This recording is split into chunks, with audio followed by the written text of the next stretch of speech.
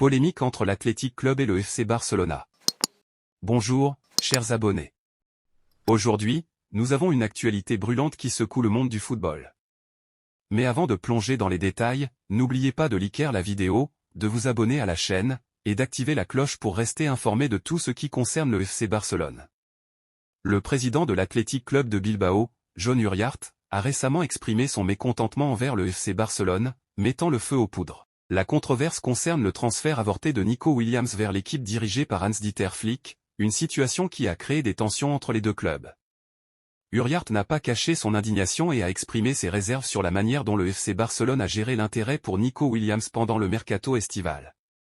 En conférence de presse, Uriart a révélé que l'échec de l'accord et les polémiques autour du transfert ont laissé une impression négative au sein de la direction de l'Athletic. J'en ai parlé avec Joan Laporta il y a quelques jours pour lui faire part de notre mécontentement, a expliqué Uriart.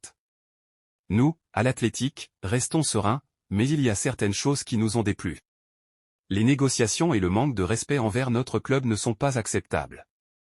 Il semble que certains clubs pensent qu'il est naturel de passer de n'importe quel club au grand comme le Madrid ou le Barcelone, et ce n'est pas juste. L'Athletic Club avait montré une certaine flexibilité dans les négociations, mais la situation s'est compliquée lorsque le FC Barcelone a tenté de recruter Williams jusqu'à la dernière minute du mercato.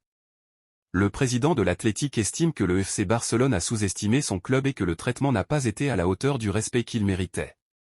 La situation du Barça n'est pas simple. En plus de la polémique avec l'Athletic, le club blaugrana rencontre des difficultés pour inscrire Dani Olmo, qui n'a pas pu jouer lors des derniers matchs en raison de problèmes administratifs liés au fair-play financier. Le FC Barcelone travaille d'arrache-pied pour résoudre ces problèmes et pouvoir compter sur Olmo sur le terrain le plus rapidement possible. En attendant, l'équipe de Hans-Dieter Flick continue de chercher des renforts. L'échec du transfert de Nico Williams a conduit le Barça à envisager d'autres options pour renforcer l'aile gauche. Malgré la frustration de ne pas avoir pu recruter Williams, le club continue de chercher des jeunes talents pour compléter son équipe. Jon Uriart a également évoqué la possibilité de nouvelles recrues pour l'Athletic. Bien qu'il ait confirmé qu'il ne s'attende pas à des départs imminents, le club est prêt à recruter un autre joueur si l'occasion se présente. Nous avons un projet attractif et tout le monde souhaite rester avec nous, a affirmé Uriart.